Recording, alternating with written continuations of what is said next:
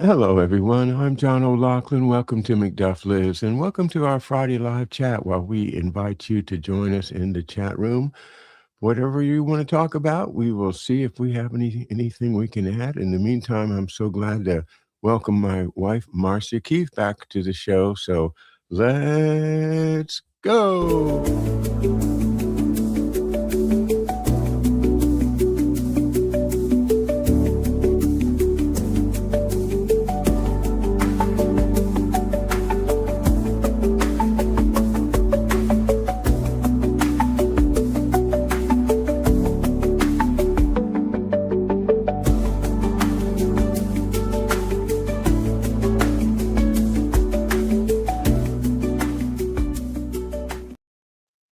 All right. Hello, everybody. Happy Friday and happy end of the week. For those of you who keep track of such things, I am one of them. Always happy to take my weekends off and, you know, get back to work on Monday. I love doing the show. Sometimes I do call it work because, You do work, we yeah. get up early and we, prepare the best we can, something that we think will be interesting and important as well as timely. So, Interesting your use of the word we. I think you're yeah. the one that gets up early and does all the prep. Well, on Fridays, we invite you to join the agenda by typing something on the chat. And I think we can see you now on any of the three YouTube channels. We can see you on Rumble, where a lot of folks like to do the chat because they see one another there, which is an advantage because if you chat on YouTube, you might not see the Rumble chat. That's right. That's right. And Polly is here. Polly says hi. Hi, Polly. Thank you for being here. Polly's in Amsterdam. Wouldn't that be nice to be there? It would be. I love Amsterdam. Yeah, it's been too long. It's been 10 years. Yeah, 10 years. 10 years. It was the summer of 2016. Yeah. It was in August of 2016 when we spent a few days in Amsterdam after having been in Italy for 3 weeks. Yeah. Yeah. I think that was the time that we sat in Vondel Park, and it was late at night, but it was still daylight, and there were a bunch of ducks in a pond, and you sketched the ducks. They were very entertaining ducks. They were. They were. But anyway, Polly, I hope everything is going well for you, and thanks for checking in. If you have any comments about how things are going over there in the Netherlands, be glad to Good to know. glad to see what's on your mind. Yeah. Banjo Loon is back. He's our crazy banjo player and fiddler. He says, "Yellow amigos." Yeah. Hola, Banjo Loon. We have discussed a few topics we can talk about, but what we really like to know is what you guys want to talk about. That's the purpose of our Friday shows. Yeah. But I think we should just go ahead and jump in with one of ours. Oh, Banjo wants to talk about the Mayflower in 1620. Okay. Oh, okay. Maybe you have maybe you are a descendant from the original banjoists that came over on the Mayflower. Were there banjoists on the Mayflower? I don't think so. I think, you know what's interesting? You're not a little bit gullible, are you? Maybe a little bit. No, I think, I remember you telling me that one of the early references to banjos in American literature was Matthew Henson talking about his father playing the banjo. That's true. Yeah. Yeah. Josiah Henson.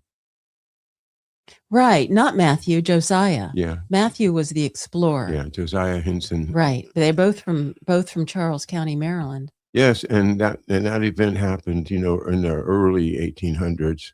And of course, we have banjos here in Maryland going back into the early, well, at least as far as 1750, as far as I know. Banjos came up from Jamaica, principally from the colonies down there, where Africans had either brought a banjo-like instrument or adapted what they could to make the music, and then it comes up with the enslaved people. Right, right. Well, Corky's here. Corky says Nick Shirley continues to deliver. Surgery of the soul of America seems imperative. We can fix just about anything. Let's fix us. Now, I'm not familiar with Nick Shirley, so someone's going to need to enlighten me. Yeah, me neither. I'm sorry, Corky. It's an interesting idea, but okay. Banjo is from Leiden, the Netherlands. I think, is that where the Mayflower Pilgrims launched out of? Not sure. I don't think so. I think they were weren't they from England? The Puritans were from England. Right. The Pilgrims were sailed from the Netherlands. They were refugees from England. They couldn't go back to England. Right. Yeah, so they left. They were in the Netherlands, and then they said, "Okay, let's go." I see. They went from England to the Netherlands, and then said, "Oh, let's check out this new world." Yeah, something like that. Yeah. Nobody told them that it was already occupied. Mm-hmm. I said Leiden, but it's pronounced Leiden, I guess. Pilgrims and Puritans, right? Yeah. Yeah, back in the bad old days. The bad old days? Yeah, can you imagine landing in Massachusetts with basically nothing, trying to figure out a way to make a living, and then along comes winter, and it's beyond my comprehension. It is. It's what the Pilgrims went through. It's incredible. Yeah. And that's the truth about all of the early European settlements here. Is hellacious. Well, that's what the Lost Colony is all about. I don't know. Have you ever seen the Lost Colony on the Outer Banks? Actually gone and seen the play? Why are you laughing? Because I saw it in 1974. Okay.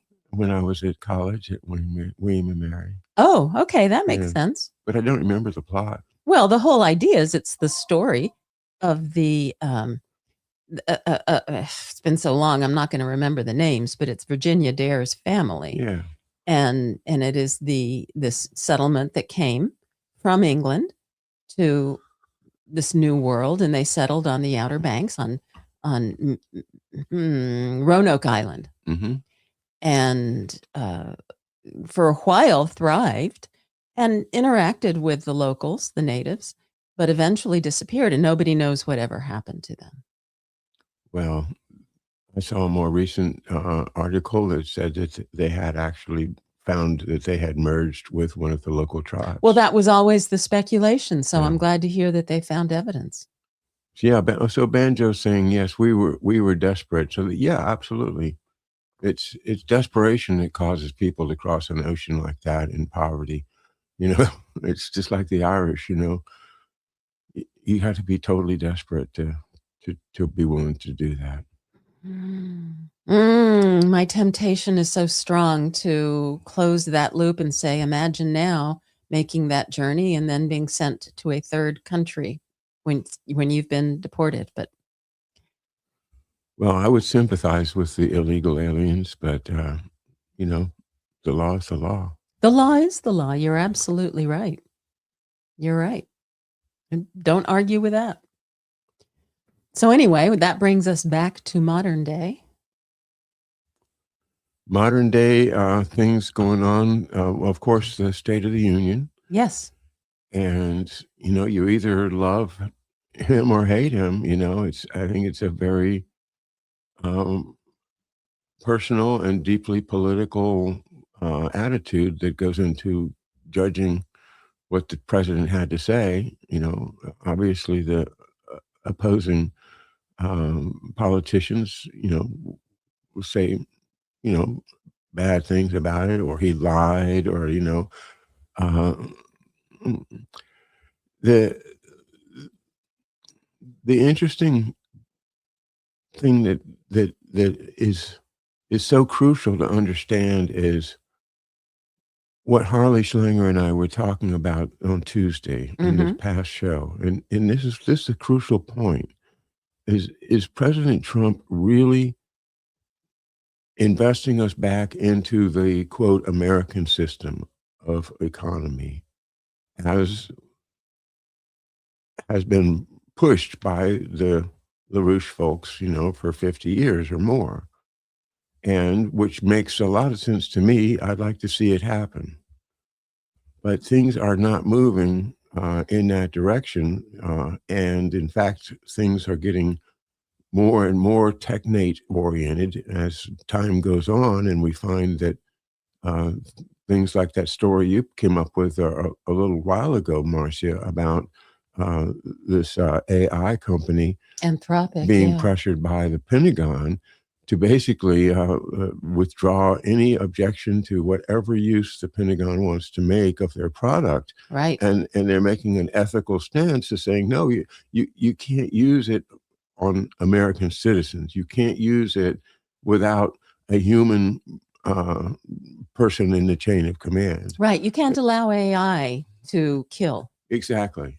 And they're not, the Pentagon is fighting that, saying, no, that's a very interesting story. What's the name of the company? Anthropic? Yeah. Yeah, and they have a deadline. They have a deadline of 5:01 p.m. today to either lift their restrictions or release the restrictions that they are putting on the Department of Defense, or lose a $200 million contract and be forever banned from any kind of defense or government contracting. And there's something about it was connected to how they captured Maduro. So it's very, very hush hush stuff. Right. And it was, and I the articles that I have read have not been very clear, other than to say that the CEO of the company recognized somehow or knew that they were using this technology, and he wasn't necessarily happy with having his technology used that way. And that's when he started raising objections. Yes. And so many of the bloggers, the podcasters that I follow on my X feed, including our good friend Hervoye Morich, are very, very tuned in to this technate descending upon us and the creation of the North American Union, or the hemisphere, as part of a predicted plan from George Orwell's 1984. The idea that it's inevitable, this is what's happening, and as they're doing in Mexico, they're requiring you to have a digital ID to get into your apartment building, to buy food, to drive a car, to do, it's creeping into the U.S. with the quote real ID that we have now in our Maryland driver's licenses, which are hooked into the federal. Which is all over the country. All the states are doing these real IDs. So the idea that it's not going to happen here is getting farther and farther fetched in my mind. And I think Frank Zappa was right in 1964 when he said it can't happen here, in an ironic song he wrote. Well, Imagine That says the same thing. Are we not a technocracy already? Almost. And then Corky says the technocracy was completed on 9/11. Next. And Imagine That agrees. Yes, 9/11 agree. We have been going down this path for decades. One of the minefields I did recently has to do with the amazing Substack by ESC, or Escape Key. Oh, got it. Yeah. And the subject of that is that it was at the Kennedy assassination that the technocracy got free to take over the government, and that is through Robert Amory, who Bill Taylor has alerted us to as the fourth person that got dismissed after the Bay of Pigs. He was the technocracy guy. And so when Kennedy's gone, then Johnson, he's just allows this technocracy from which Robert McNamara did in the Pentagon to expand into the entire U.S. government. The U.S. government has been getting more and more technified ever since the Kennedy assassination. And that's why I personally, I love everybody that wants to find out, get to the bottom of 9/11, more power to you. But it is the Kennedy assassination that is when we lost it. And that's why we have to go back that far. And I'm sorry, but we do. It just solving 9/11 is not going to fix it.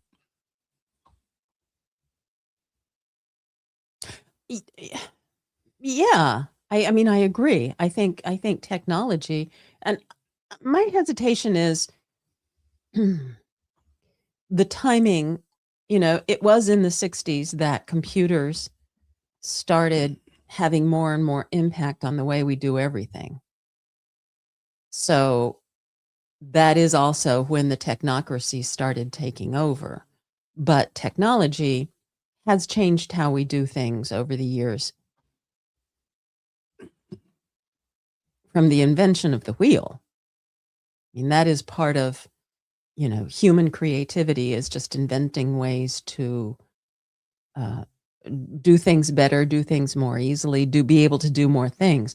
So I'm still working in my head what's different about the Kennedy era, and I think, or the Kennedy assassination, and the 60s, and what changed in that we are incorporating new technology into our lives in a different way. I'm all for the progress of human technology, and I'm all for, the idea that it's natural, that this is a natural project, that, okay, computers, yeah, okay, so let's make better computers and let's figure out how to use them the best, okay? But what this technocracy is kind of like the dark side of what can be done when you build that.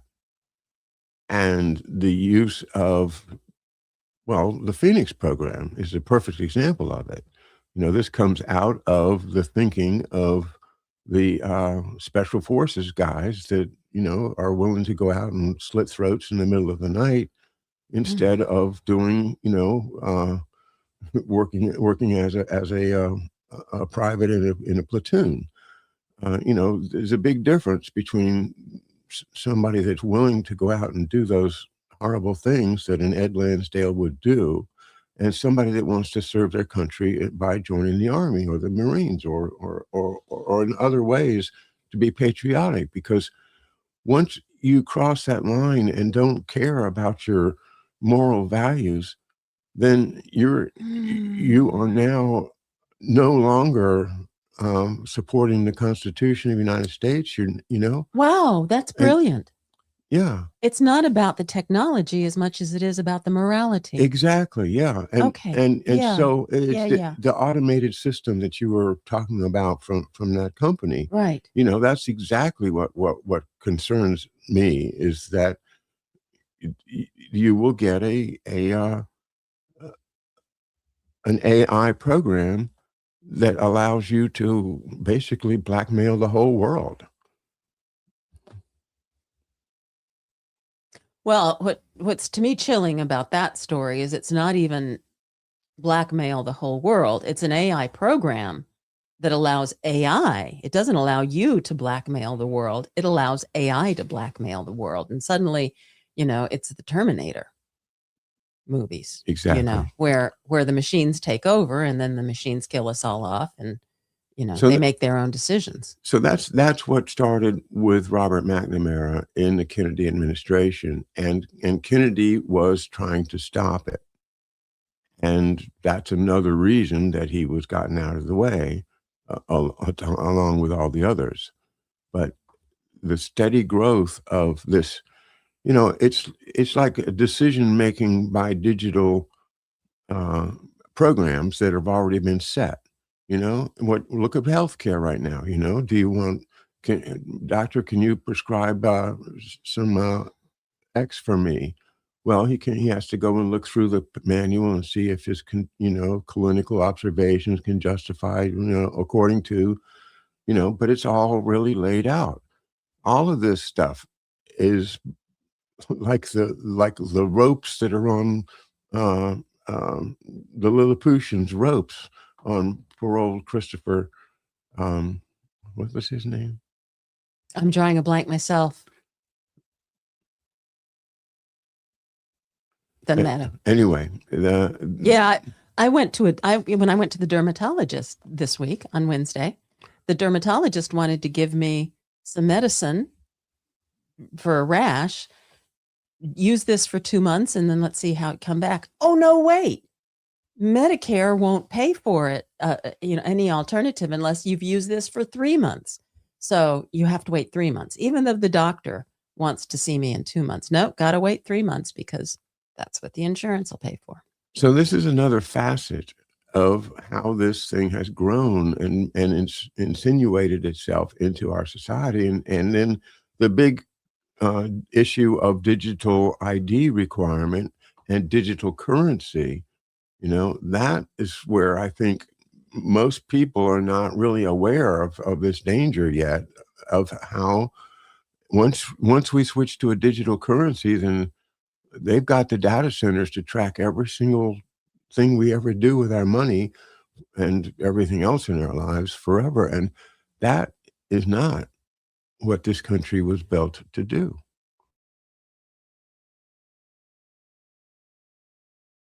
Oh, come on. There we go.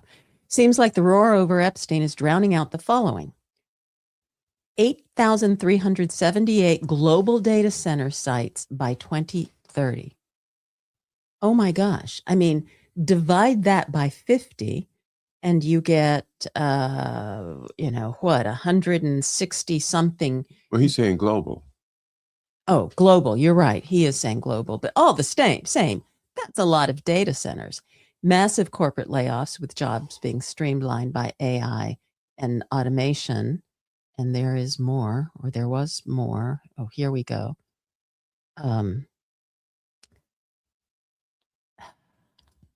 There we go. 3, the plummeting EV market. Stellantis has just announced a $26.3 billion net loss for 2025. Major fast food and restaurant chains are closing up shop. SpaceX lunar project, again delayed by tech issues, with Elon longing less for Mars as Tesla's EV projects are also bleeding out. Are we seeing our electrical resources being thrown in the data centers? I like it. Yes, exactly. Like yeah, I was wondering, all of a sudden, Elon's no longer talking Mars. He's got all these great big, Grok created diagrams of the moon base that he's going to build. Why in the world are we going to the moon base if he already has the technology to go to Mars directly? I mean, it's like, oh, okay, it's a lot cheaper to go to the moon. I'll tell you, one of the things that has really confounded and concerned me for the local data center proposal that our community is dealing with is that the company that is buying this site, it's a former coal power plant that was shut down with just a little bit of power generation based on oil. And the whole coal operation was shut down. I believe it was 3 years ago. It might have been 4. Anyway, the site is now being purchased by this company, TerraWolf, from the Eastern Shore. And one of TerraWolf's activities, besides data center, is Bitcoin mining. So what exactly is it that they're planning to do over there? It's the whole Bitcoin mining tied in with data centers, and that connection I'm finding a bit disturbing. I was just watching before the show, James Corbett's show, in which he interviews a Bitcoin expert. I don't remember his name, but he was one of the early Bitcoin people, and describes how Bitcoin got taken over. And I remember this, that actually the pitch was that it would be a currency. It's an alternate currency. And the show talks about, how there were stores like all over Vermont that would take it instead of cash. and other big companies were online were saying, you can pay in Bitcoin. And that all came to a screeching halt. And I haven't gotten any further in it, except for the theme of the story is Jeffrey Epstein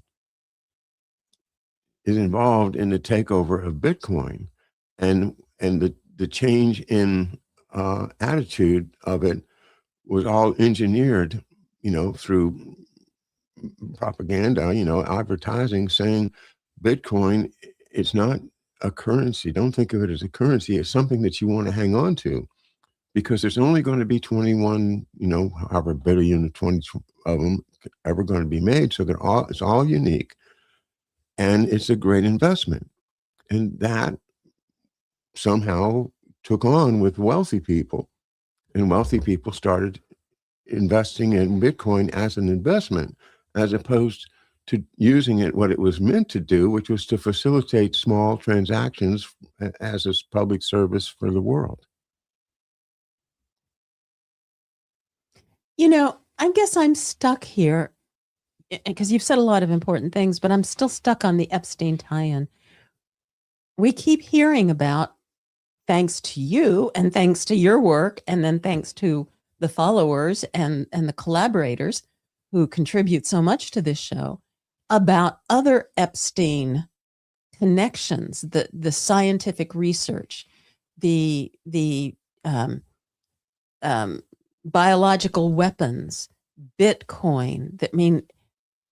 Epstein had so much involvement with so many facets of this, I don't know, vision for the future of the world, and bringing in expertise and making connections with, I was going to say questionable people, and I'm not sure, scientific research is not always questionable, but those who would use it for evil purposes. I get so annoyed that this whole Epstein story is so convoluted and nobody's talking about that. I mean, yes, the whole abuse of women, horrible, horrible, horrible. So many victims, but there's so much more to it. And it is this, it reminds me of the James Bond films, when you have some evil guy who has this private island where he is conducting, some effort to amass weapons. Or wasn't there some Bond film where they were putting together a space launch or something? There's so much tied to Epstein. It's freaky, scary, frustrating. That's interesting. So the Bond films were pre-programming our minds to get ready for Jeffrey Epstein. Yeah. Oh, I wish I could remember the name of the Bond bad guy who had the island, but he was a big fat guy with a white cat. That's what I remember.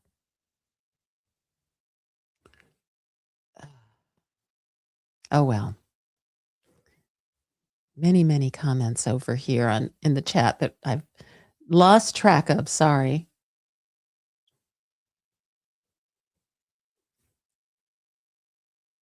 Where did you go, John? Oh, I'm just giving you a chance to catch up with the chat. Well, I'm not sure we'll ever catch up, but imagine that. Says, the world is run by psychopaths, no conscience or empathy or guilt, not just in politics, but CEOs, cops, doctors, etc. It's that old saying, power corrupts. You get into a position of power and then suddenly you think you have the right to function in a manner that mistreats people. And you find a way to justify it. I have to make a comment on this situation, which is that this is engineered. It goes back to not wanting your soldiers to be particularly intelligent. Given intelligence tests, and you don't want the bright ones to be carrying the weapons. Because they'll ask questions. And, so that idea comes from, early 20th century. And it's pervasive, I think. And it's not that I am, as an individual, are making a conscious decision to do something immoral in the course of my duties for the government. It is that this is the way it's done, and I'm not going to rock the boat. Right. That is fascism. That is how fascism works. And I'm going to tell you, I've just been reading this book. You can see it, Witness to Nuremberg, by Richard W. Sonnenfeld. He was the chief American interpreter at the war crimes trials. And the things that are in this book are completely convincing and document the way that these people were dehumanized, like the prison guards, anybody that worked for the Nazis. You had to be dehumanized in order to do it, and so they would pick people like that. And the stories, I won't read one now, but I will do a show on this book when I've finished reading it, because it's so important that what we are now talking about in technocracy, or the technate, is the creation of a human being that does not have moral boundaries, that is pliable, that will, if you say, you are now part of the Sondergruppe that will go out and take care of these village full of Jews, that you will say, yes, sir, and go and do it. And those are the people that we documented in the Nuremberg trial. And to see that our society is being molded in such a way as to create these people with no morals, with no filters as to, what they should or shouldn't do. When your comment exactly is what's going on. And, I would like to think that if I was in some kind of trouble, that would be a good idea for me to go to the sheriff and say, hey, here's what's happening. But how do you even know that anymore, with them, being all combined with the Joint Terrorism Task Force, and everything's, computerized. And, if you expose yourself, are you not at certain point going to be flipped into doing something for them? Right. I will stop my rant, but this is exactly what concerns me the most about our country right now, is that we are going into a situation where it is virtual fascism.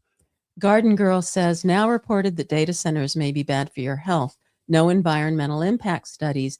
Payoffs to town city managers. And there you go.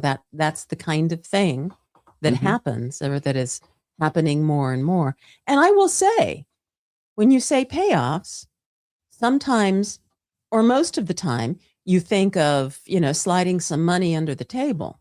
But that doesn't always happen in these payoffs. Sometimes the payoff is some kind of increased benefit to your town city budget that allows you to get reelected. Oh, look what I have done for the community. I have managed to bring in these taxes paid by this AI center that has then made it possible for us to build this community center with a beautiful swimming pool and recreational facilities. And so now we have an even better community because everybody can come use all of this stuff at low cost. And, the AI center is paying for it. Vote for me, reelect me. It's that kind of thing too that happens, that is a legal payoff, really, is what it amounts to.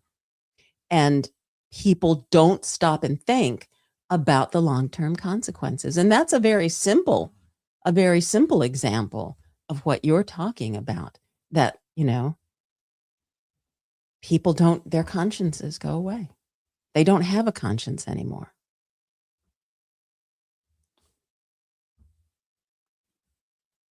No, that's exactly what troubles me, and that is the story of Nazi Germany. That's how the place worked. You know, Right. it couldn't have functioned unless it had people that were in that kind of just uh, uncommitted state of mind that do what they're told. Right. Yeah. Right. Exactly. Exactly. I also want to put up this comment from Road Warrior about AI. I watched an interview with an AI developer from Silicon Valley. What we're in now is a new arms race to develop AI. Their solution to the dilemma is one world government, as always. Yeah, it is a new kind of arms race. I've not heard it positioned that way, but that's exactly what it is. It's a race to develop AI. And then, we're putting it together with the arms, as we have seen with the Pentagon and this battle that they have with Anthropic. Which brings me to the glyphosate issue. Because those of us that study this stuff, like reading about NSSM 200 and Henry Kissinger's creation of killer genes and killer seeds and things that favor monocrops and huge agriculture like Archer Daniels Midland and the big companies, to incentivize them to produce wheat or corn or whatever at the lowest price, using poisons, weed killers, pesticides and herbicides, yeah, and resisting the idea of honest, thorough testing of whether this stuff is not killing people, like giving people cancer, for instance, especially the farmers that work with it and spray it. So the point I wanted to get to is what Robert F. Kennedy Jr. said in his comments on this. He said that glyphosate is absolutely necessary to our farming system.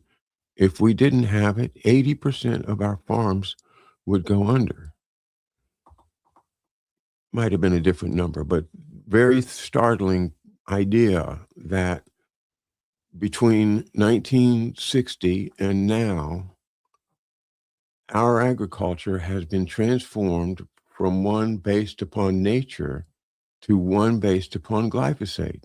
Exactly. Well put. Yes. Wow. And that we're stuck.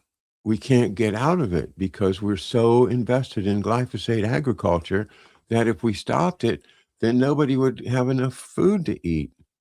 That's what Bobby Kennedy said. And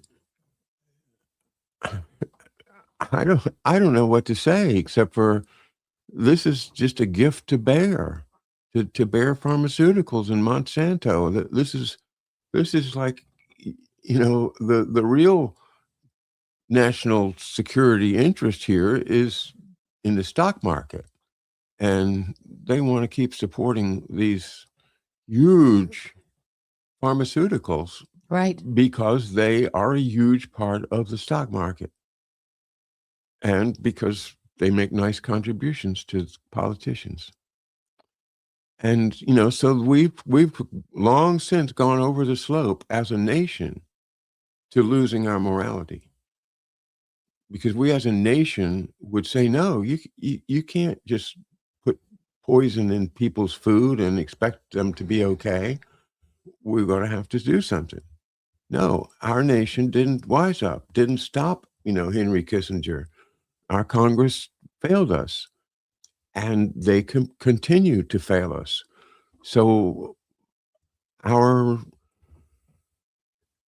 our agriculture is now held hostage by Bayer Monsanto Corporation. Michael Pollan talked about that in his book, The Omnivore's Dilemma, and he talks about the policy changes in federal government that began to shift. I don't know that I didn't read the whole book. I will be honest about that, but I read about half of it, and I don't think, and he wrote it so long ago that we weren't having this glyphosate discussion. Or if we were, it was in the very, very early stages.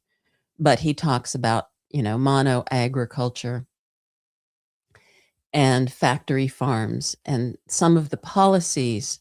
Oh, and certainly tax support and tax rebates and things like that. But some of the policies, and I believe it was during the Nixon administration that he talks about, is when the FDA began to change policies in order to create this new farming system. Mm-hmm. And it really, what you said, that phrase you said, is it's not farming based on nature, it's farming based on glyphosate, is just so accurate and so chilling.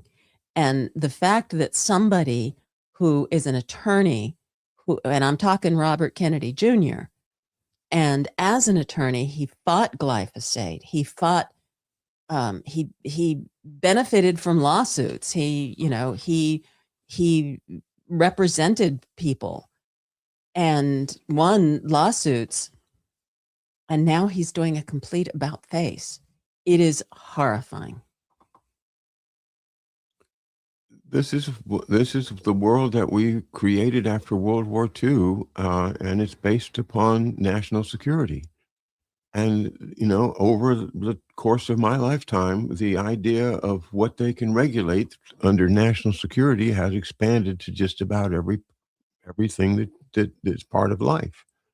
Was it 5D warfare or something like that, controlling everything. And now, using computers to just force us all into a digital world. Well, and it's staying on the glyphosate subject. Trump issued an executive order saying glyphosate is necessary for national security. That's just how does crazy. How does that work? We don't have enough, processed bread products for our soldiers. All right. Brightmore makes a good point. High fructose corn syrup. And high fructose corn syrup is, let's see, in fact, Brightmore, the comment before that.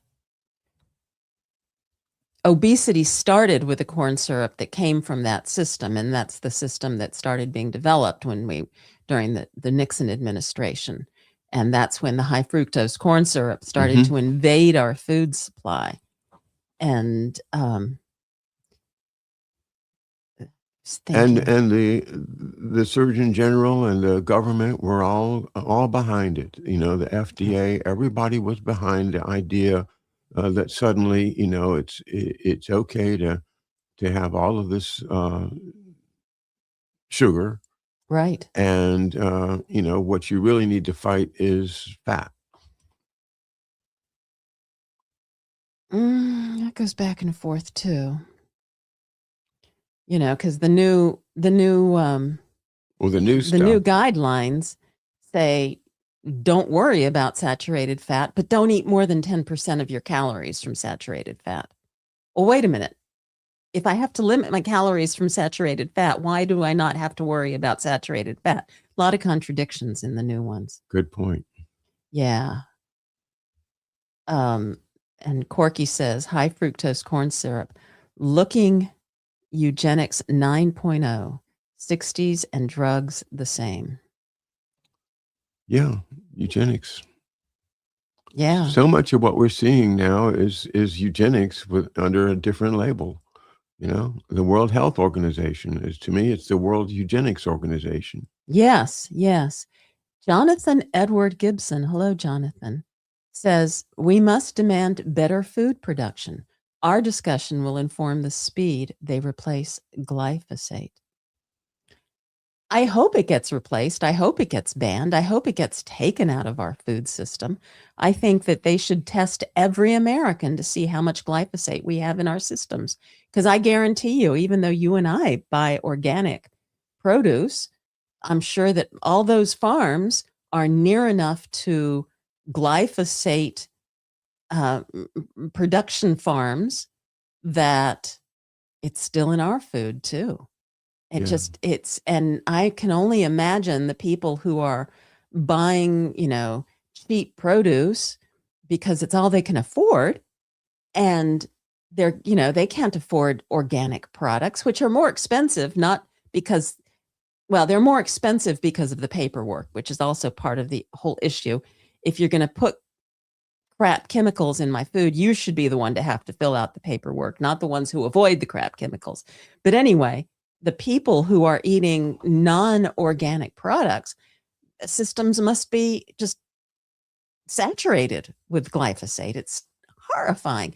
And I was sharing with you, I have a friend who grew up in Indiana on a farm. Her father raises corn. He's still active.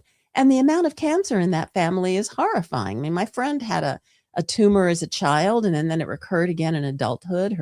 Her sisters and her mother have had cancer. Her father has cancer. It's, oh my God, you're growing up in this idyllic farming life, but yet you're getting exposed to this horrible chemical. It's just. Well, here's the thing. The reason that they use the glyphosate is so that they can do a monocrop. Right. Right. If they're growing exactly the same type of wheat or corn or sorghum, whatever they're growing, and the glyphosate kills everything except for that product that they're growing. It kills all the weeds. So if you got rid of glyphosate, there'd have to be some other way to get rid of the weeds. And that's why they can't get rid of glyphosate.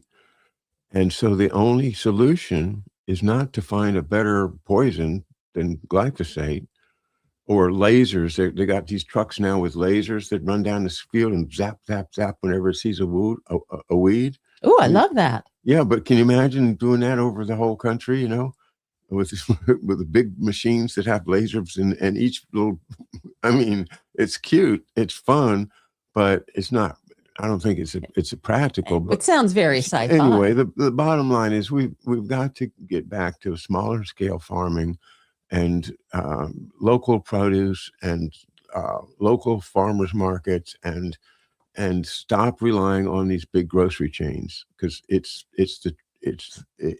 in order for them to sell their product, they've got to get it. They get it from Chile, they get it from California, they get it from all over the world. Sometimes it has to be packaged. It has to be kept, at the right temperature. It's going to decay every day that goes by, no matter what they do. And they're going to spray shit on it to make it look nice.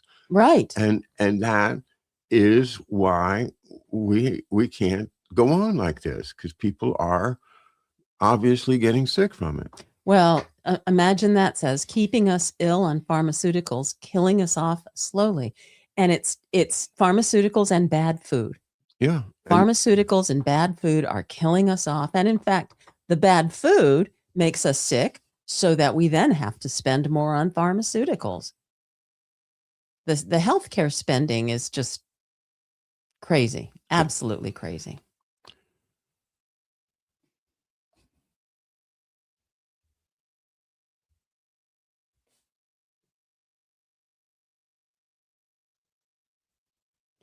Yeah, several people talking about the drift from dirty farms. Oh, this is interesting. Kind of my agenda. Yes, imagine organic farmers worry about the drift from dirty farms. Mike Adams suggests we all eat broccoli sprouts to help clear the glyphosate in our bodies. I just yesterday was talking about I want to be somebody who grows sprouts, and I have I have the sprouting jar. I have the broccoli sprout seeds. I just worry because if you do it wrong, you're gonna get mold and other things in your sprouts. And so I am a little bit intimidated by growing sprouts, but broccoli sprouts especially. Yeah. So full of nutrients, so very full of nutrients. So thank you, Garden Girl, for mentioning that.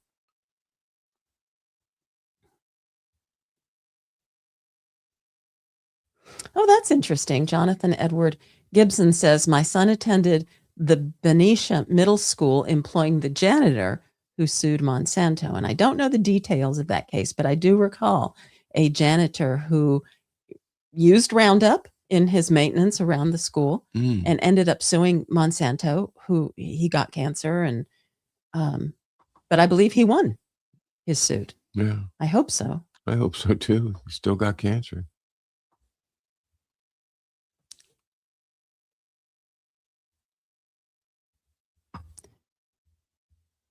Garden Girl also says, Europe has banned all GMOs. However, they use glyphosate. That's very interesting. I didn't know that, but I do know that, and it varies from country to country, but there are like 10,000 substances that manufacturers are allowed to put in the food sold in America, in the United States, without even having to prove anything. They can just label them as generally recognized as safe. And that is a legal definition, a legal term, generally recognized as safe. 10,000 substances that have been approved as generally recognized as safe without any proof.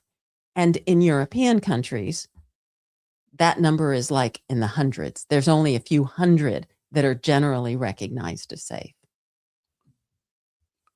So that's another example of what the technocracy does, is it creates, huge holes in our regulations for bad stuff to come in.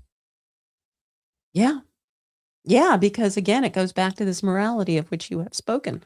The bad stuff isn't that bad. It makes us money, it gives us power, it keeps people under control, whatever it is. And we have let go of any morality that we once had to protect humanity. It's horrible. This Epstein stuff does expose enough for most people to be horrified. And I don't know if they are or not. I know that there's a lot of focus on individual cases and particularly egregious things that are done. But do they see that a huge part of the economy of the world runs on illegal trafficking of arms, humans, offshore bank accounts, blackmail, sexual blackmail, drugs, and all of this horrible stuff.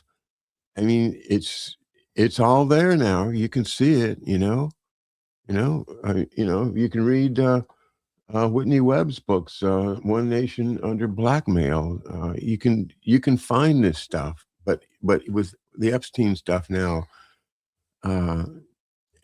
it's just horrible. And I hope that people who consider themselves to be progressives and fighting for the little guy will not be confused by politics into not pursuing this problem. Corky says, where's the humanocracy? The humanocracy. I love that. The humanocracy. Yeah, I do too. Well, on a whole different subject, but I've got to point it out because it's charming. Banjo Loon says, I learned about Molly Tuttle here, American treasure. Yes, she is. And John turned me on to Molly Tuttle, a couple of years ago. And I haven't listened to her a lot, but she's a wonderful musician doing some wonderful music. And, she's not in this, she's doing it her way. Yeah. She's not doing the whole corporate sellout kind of pop thing. or country thing. She's just doing it her way, and she's just wonderful. Yes, she is quite a picker. Ah, well, that comes from the voice, the perspective of a musician yourself. Oh my God, she's all over. I mean, Tommy Emmanuel and she do duets. You know, he's like the king of acoustic fingerpick guitar. I wonder if that's flat pick guitar. I saw a post, a social media post about a tour that she's doing with somebody, but I didn't recognize who the somebody was, and there was no caption that said this is so and so. Billy Strings, maybe. I don't know. Yeah. Anyway, that banjo is right. I'm glad that you picked up on Molly Tuttle as a banjo player yourself. Yeah. Yeah. Imagine that says, but what does the horror do besides keep us at odds, stressed out, but nothing will be done except give the guilty a stern tongue wagging and tarnish their reputations. That's it. That's the game. You know, I'm reminded of a show that I did with David Cranmer Underdown a few months ago, in which we went through all of this and came to the end of it. You know, how does the empire stay in power? And the answer is one word: crime. They stay in power by creating, allowing, permitting crime to happen. And when they need dirty work done, they've got a criminal organization that can do it for them. And to use this particular example, you know, how are we going to get past it to the point where a lot of people would like to see some perp walks? I'd like to see some people going to prison for life. I'd like to see people in orange jumpsuits. I would like to see that, but not just one or two a show trial. The trouble is that the whole thing is just like the glyphosate. It's the system depends upon this trafficking. The illegal money is what's supporting the whole system.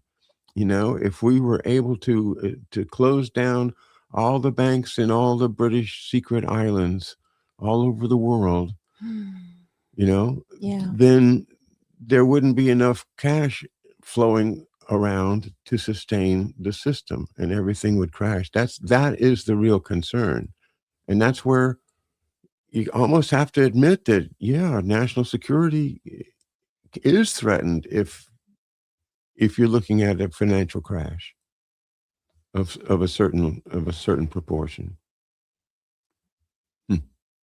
Wow. Yeah. You didn't like that, did you? Well, it's just kind of depressing. We did kind of turn dark in the middle of this show today, didn't we? Yeah. But yeah, I mean, that's the thing. You know, we do have these Nazi mentalities out there, and fascist, you know, it's so close. Just and don't leave out the commies, because the commies are the totalitarians that will bring in the computers and run all of the technate. So you've got enemies on the left and enemies on the right. Somehow the American people have survived so far, and I hope somehow we will continue to survive and unwrap, you know, the evil of the past. This evil, we are under a real rule of evil right now, and illustrated by the examples we've talked about in this show. On that depressing note, because we have run out of time. I just want to point out that I applaud you for having worked as hard as you have over the last however many years to make this discussion public, to continue having this public discussion and exposing that evil. And I thank you for letting me be part of it once a week. And also thank those of you out there who join us and help us sort through all of this evil, because that's how it's going to get exposed. We can't just all look away. We have to expose it. So thank you for being here, everyone. Well, thank you, Marcia. And thanks again, everyone, for being with us here for our Friday live chat at McDuff Lives. I will see you Monday with a new edition of Undo the Coup. So please join me then at 11 a.m. Monday morning.